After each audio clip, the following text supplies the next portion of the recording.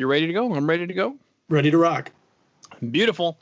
Hello, and welcome to the Rock and Roll Podcast. I am your host, John Harris. Today on the Rock and Roll Podcast, we have, should I call you a special guest? It feels like you're a special guest because we have the Disciples of Babylon, and they've just released a new single called Liberty.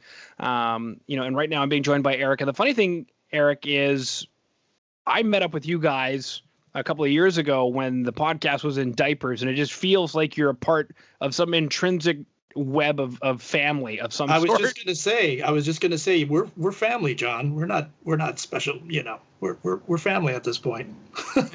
Exactly. When John hit me up over at Persistent Management, and that guy's persistent, I was like, yes, they have something new. This is fantastic because I dig it. And the other thing too, Eric, I want to say is sometimes I'm worried. Is this going to be a good song? They've been away for a while or whatever. I didn't have that doubt. Nice. That's good. And then when I heard it, everything from the songwriting to the production value to everything, just, I don't know, you guys come across as a couple of serious cats, and I dig it.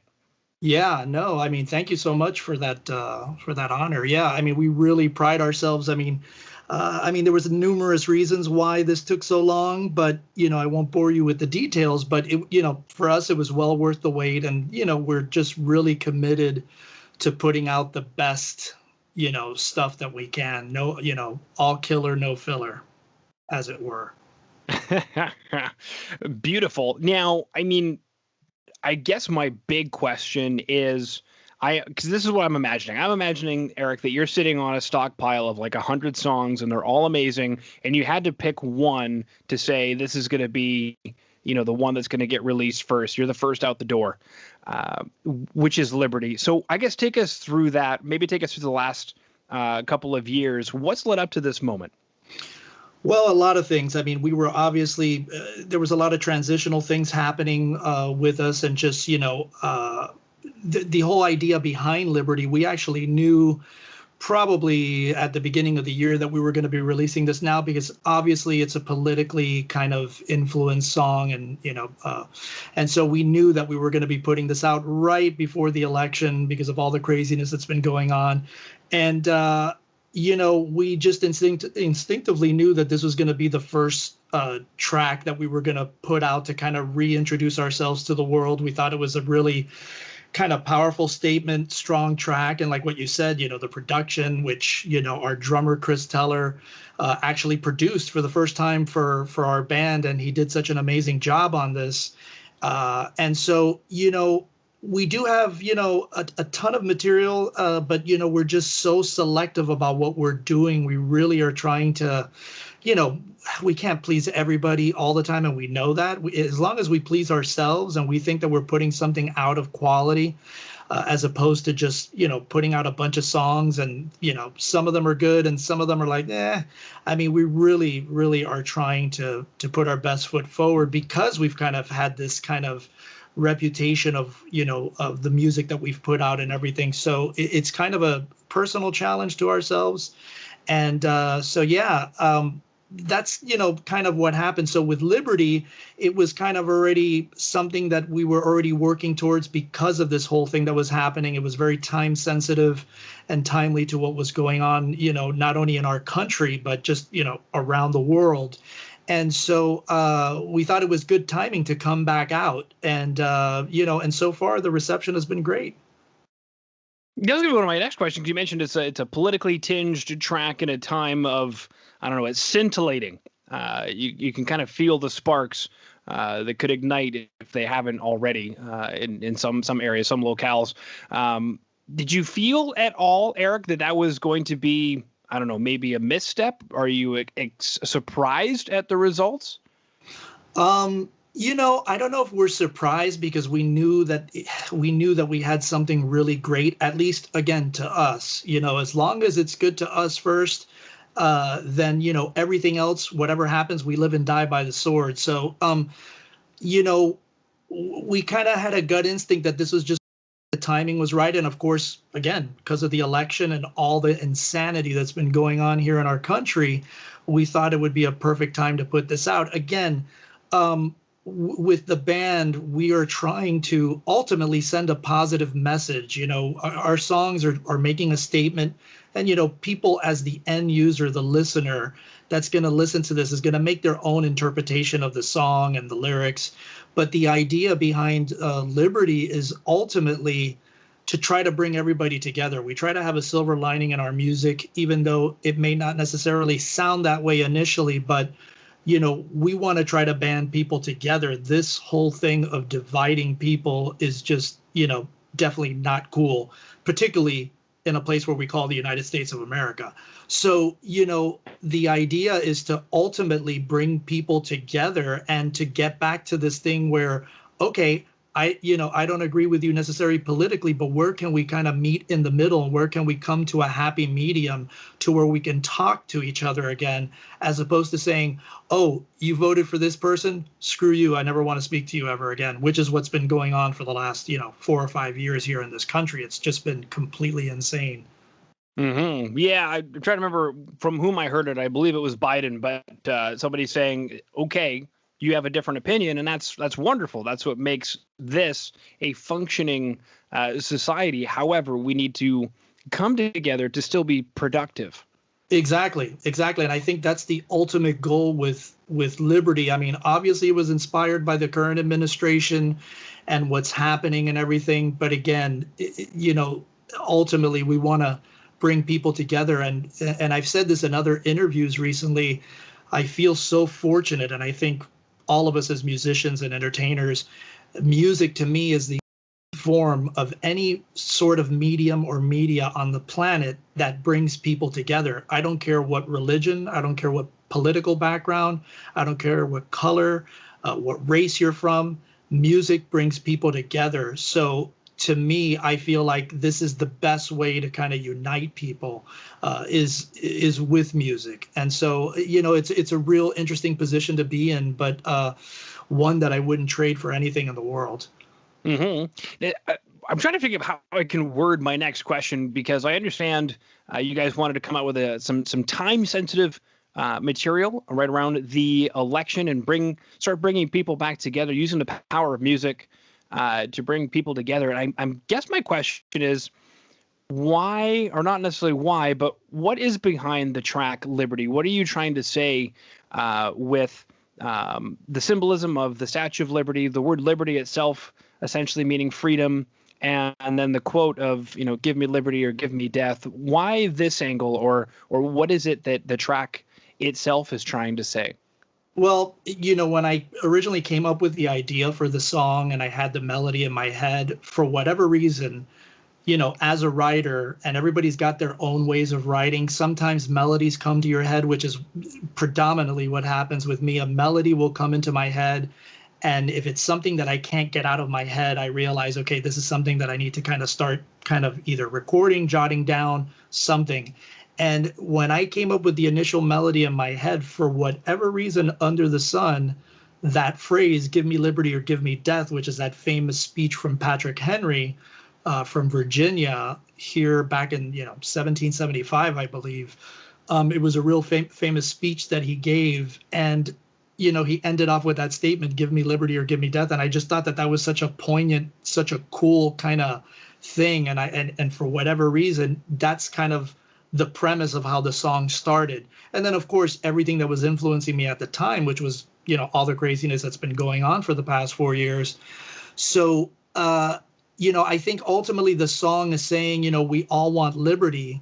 I think ultimately everybody wants, we do live in a free society, but what's happened is that we've gone into this whole crazy thing where everybody is just so completely divided, and we're like literally on the verge of a civil war going on here. It's just going to take one more thing to kind of ignite that spark, which I'm just shocked personally that it hasn't already happened with everything that's happened over the summer and the protests that we were having here, and on and on and on. And just this whole madness of just transitioning into a new government has turned into, reality TV.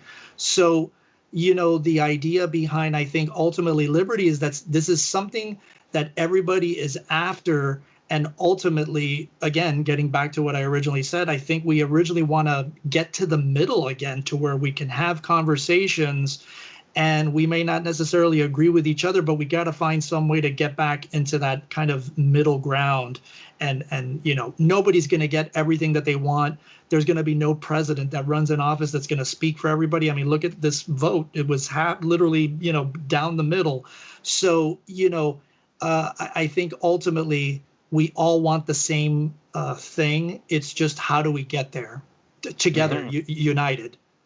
Yeah, absolutely. Now, something you mentioned was that Chris did the production on it, and if I heard correctly, this is his first time doing production for the band? This is the first time. I mean, Chris has been a producer for a while now. He's produced other projects and other, genres of music and everything.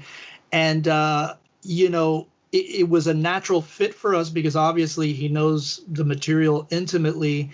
And, we've had another producer that we've had for many years, and we just thought, let's try this out and see how this goes with Chris doing it. And Chris did such a brilliant job on this. Again, not just because he's, the drummer in our band and, all that stuff, but he really, truly did a great job. I mean, when we spoke about doing this, I remember the conversations that we were having, and I just remember instinctively remembering telling him that, we want to try to, take this in another direction and start stretching out our wings and start, pushing the sound of the band in different directions. We don't want to be pigeonholed, and we don't want, you to think that we're going to do one thing and it's going to be another. So we kind of want to be able to open it up to where, where the sky's the limit for us. And, we're kind of painting this portrait, and we've got several different colors to choose from. And that's kind of where Chris came into that and added that color. Okay, because I was going to chat a bit about, so new producer in the band. I mean, was it just production? Did he do mixing and mastering? Yeah, actually, yeah, he did produce, and he did mix it. We had several engineers. Actually, our bassist, Guy, actually did some of the engineering on the record. We had a couple of other guys, Alan Souza and Rupp, which is a nickname for BC, also engineered the project. And then we had an incredible mastering engineer, Joe Bosey, which he engineered the last record that came out. He did the last Imagine Dragons and the last U2 album. So, what I loved about this particular song and this project was a number of things. One, it was obviously this was happening during COVID as it started to, really hit. So literally as we were starting to record this back in February or March when, everything was hitting the fan was when we were doing this. And so for us, it was a challenge because we're used to going into a studio, cutting everything live in a room, and then, doing whatever overdubs after. This was piecemealing everything. Chris had to build the track, put his drums on it, build basically the soundscapes and everything that were there. And then, I went in there and started cutting vocals. Guy went and cutted his bass. We went to a couple of other studios, did guitars. So it was a real group effort, which I loved. And, in terms of what Chris did, like I said, he did, the mixing, he did also the production work on this. And so, it was really great to bring somebody else in, even though, yes, he was in the band, but to bring it from a different lens and a different interpretation. And we just loved what he did, with the original track. I mean, if you go back to the original song from its inception to what it turned out to be, it's just two different animals, Mm-hmm. Well, something you mentioned was taking another direction, opening up the band, opening up, where the sky is the limit. I guess maybe take us through that. Where did you guys want to go that you felt you weren't going, and were you able to get there, do you think? Yeah, I mean, we included some more different types of instrumentation in the track that we weren't using before, and it had more of God, I don't want to say that word because I think, but it definitely had a more modern twist to it.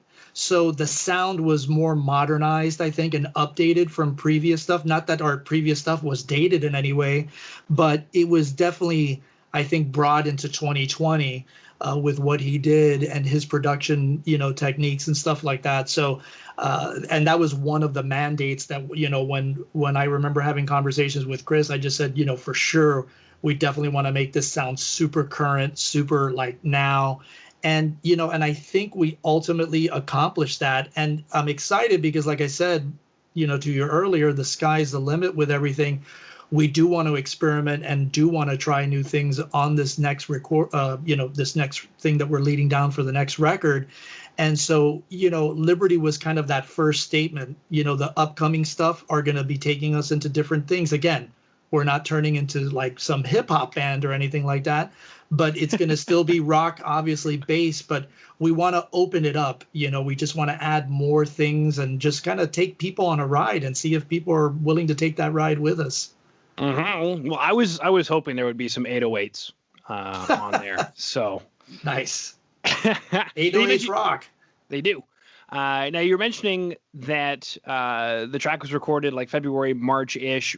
Were you guys going into the studio with the intention of doing like a standalone single, or were you guys there recording an EP, an album? I guess take us through what we currently can't see. Yeah, well, it was definitely a standalone single that we were doing, again, because of the fact that we had never done this before. It was, for me, it was a total kind of culture shock myself, because, again, I'm used to going into a studio. We're all in there. I'm singing scratch vocals with the guys. Once we get the take that we like, we go back. I go in and start cutting vocals. We start doing backgrounds, you know, guitar solos, all that kind of stuff. Start adding all the, you know, the final touches to the track. In this case, it was something new. So we, you know, and then of course it was the first time Chris out of the gate working on a track for us. So there was a lot of new things going on that we kind of had to conquer as we went. And so it was a little bit of an adjustment period for me personally. Everybody else, I think it was as well too, because we're used to working in a certain way. But I think once we got past that, we realized, okay, we can actually do this. So now that we've kind of got a template of how to move forward, we are already working on other new material now as we speak in this new way, of course, in light of COVID and everything, you know, until things change, that we can get back to where we can be all in a room together. So I think this is kind of going to be the way that that the world is going to spin for us right now. And, you know, and to be honest, everything to me in the music industry is very secular. So we've gone back into a singles driven market. Even though our style of music, rock, hard rock, metal, whatever you want to call it, even though that style of music still puts out, you know, full-length albums, EPs, because there's still people that are buying it. Thank God, knock on wood, that, you know, we still have fans that are, you know, purchasing full pieces of work. But you can see that things are going into more of like a way, like the way it used to be like in the 50s and 60s, where it was like a singles-driven market. You know, where you'd put out one song, then another song 3 months later. And so that's kind of the route that we're going to take initially with this going into 2021. And then hopefully that's going to take us into obviously the next full release. Again, we're just trying to navigate this because of the virus, and we don't know which way it's going to go. I mean, things seem positive now because at the time of this recording, we've got 2 companies that are coming up with a vaccine solution. So, you know, hopefully things may change by the summer of next year, but we still have to wait and see how it goes. And the thing is, I don't want to personally put something out, a full-length record, that we can't go out and promote. It just doesn't make any sense. You know what I mean? So I'd rather put out a few songs, whet people's appetite, and then lead people down to the road to the next, you know, full release. Mm-hmm. The road to Babylon. Exactly. Beautiful. Now, something you mentioned was that you guys are, I believe the word you like, kind of piecemealing the recording together, going and cutting in individual parts. You kind of mentioned that it was a little bit weird at first, but do you think that that's going to become kind of the next thing for you guys as you get more comfortable with it? Or as soon as you get the chance to go back, I dare call it the old school way, right, you know, live on the floor? Not that it's old school, a lot of bands still do that. But I guess take us through that, or maybe take us through, even if it's a better answer to the question, what are you guys working on now? Because a lot of bands that I chat with, are the guitar players are sitting at home recording on an interface, and then everything gets sent off to somebody in England and he reamps it, in his room, and you know what I mean? So yeah, exactly. And those are the same things that we're doing now. We're doing what everybody's doing. And thank God that the technology is where it's at today. If this was 10 years ago, we'd be in a world of trouble. I mean, the music industry would be in a real world of trouble. So the fact that we're able to do exactly what you're saying, which is exactly what we did. Chris was building the tracks and he was sending those tracks to us, and then we would take them and load them up into the session files where we were at, whether we were at a studio or whether we were at Guy's house, which, you know, he's got a full Pro Tool setup. And we would go in there and then we would just open up the tracks and then we would record the parts that we would need to, send them back to Chris. Chris would start getting everything ready. And so it was kind of like that back and forth. But to answer, I guess, your question is, I mean, I think it's going to become a hybrid for us, because for the foreseeable future, I don't think things are going to change. And, you know, we're working on new material as we speak. So this is going to kind of be the way things go, I think, for a while. But I think what's great about this, the positive side of this whole thing, is that it's taught us another way to work. So now we're not limited to just, okay, we have to all be in the same room. No, we can actually do things and not be in the same room, and kind of put these, you know, put a puzzle together. So that's kind of, I think, you know, I'm hoping I'm answering the question, but I think we're going to be kind of doing a hybrid model of both. And I think every band from here on out, I mean, this was something that was already happening.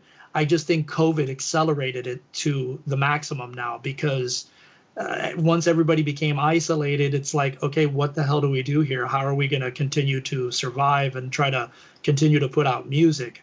And you've got like bands, I think, like even Bring Me the Horizon, that new EP that they just put out. I think that was all done like the way that we've been doing it and everything. So it's just real interesting how everybody had to adjust to something that was already kind of happening. But now COVID just accelerated everything by, like, you know, 10,000 times. Speaking of being accelerated by 10,000 times, you mentioned that Joe Bozzi did the mastering, not exactly a lightweight. What was the decision there to have him do the mastering? Well, Joe is actually an old friend of mine that I've known for a while, and he's one of the, you know, top mastering engineers. He works out of Bernie Grundman Mastering, which they did like Michael Jackson, you know, The Wall there. They've done Thriller there. I mean, all the huge records that you can think of, and any artist in any genre that you can think of has come out of there. And so it was a no-brainer. He was somebody that I actually personally wanted to work with from the very beginning. But due to different things, it didn't happen. So I was really excited to be able to bring Joe into this now. He's a really great guy. Really big into, you know, helping bands and everything. And just, you know, it was just great to be able to have his name behind this. I mean, he did an incredible job. Mm-hmm. Abso-freaking-lutely. And is this the same team we're going to be expecting for whatever it is that comes next? I definitely think so. I definitely think you're going to see this team, you know, for the foreseeable future happening. Joe will be obviously mastering the next tracks for us. And Chris, you know, is going to keep producing the next stuff. You know, we've got a new track that we're working on now, and really excited to get that one done and hopefully have that out, you know, by the beginning of the year, and just keep moving forward. Okay, so we've got a new track potentially by the beginning of the year, which is super exciting. One of my other questions is, so Liberty has a lyric video. Are you guys going to try somehow pull a rabbit out of your hat and try to do some music videos? We definitely wanted to. I mean, we definitely wanted to do an official music video for Liberty, but it wasn't possible with everything going on here where we're based in Los Angeles. And, you know, and as I speak, things are starting to get bad again. So they're implying curfews again. They're starting to shut down things. And I guess if these COVID cases keep going up, they're planning to do another lockdown here in the city. So it's just been a scheduling nightmare, as you can imagine, to try to, you know, first of all, get 4 of us in the room, but just with everything going on. And so, you know, we did want to shoot a video for Liberty, but it just wasn't in the cards. But we are planning. I mean, we have an acoustic video series that we kind of did a couple of tracks for this radio station, another radio station that we released recently. And there's some more songs that we're working on for that, which is some of our previous material from our previous releases, some covers, and those we recorded too kind of separately. And so we're going to be putting out those videos hopefully very soon out. And, we're working on the whole making of the last album, The Rise and Fall of Babylon, which I think was the last time that we were on your show promoting. And that's going to be cool. That's going to be kind of like a behind the scenes, kind of the whole, behind the scenes of the making of that record. It's going to be kind of like a little mini series. So we're kind of trying to get that done as well, too. So there's going to be video stuff coming out. In terms of a new video, I hope we're able to do it. It's just a matter of, can we realistically do this, with everything going on? Okay, so we have some video stuff that's going to be coming to our eyeballs here shortly. So I've got disciplesofbabylon.com. That'll be on today's show notes, as well as the lyric video for Liberty. So everybody listening in can definitely check that out and stay in touch with what the boys have got coming up, because I know that I am very much excited. Now, is there anything else that I missed, Eric? I believe that we've covered everything. Is there anything else that you want to say? I just want to, thank you personally, John, from all of us, from, myself, Chris, Ramon, and Guy. Thank you so much for doing what you do. I mean, we wish there was like a million more of you guys out there, because what you're doing for music and keeping music alive and emerging bands like ourselves and just, everybody that you've had on the show in previous episodes, I can't tell you how thankful we are, for you, having us on the show. Absolutely, my good man. All right. Well, thank you so much then for coming back onto the Rock Metal Podcast. And I obviously hope to see you guys on again early in the year, because we can chat about more exciting stuff coming out of Disciples of Babylon. Absolutely.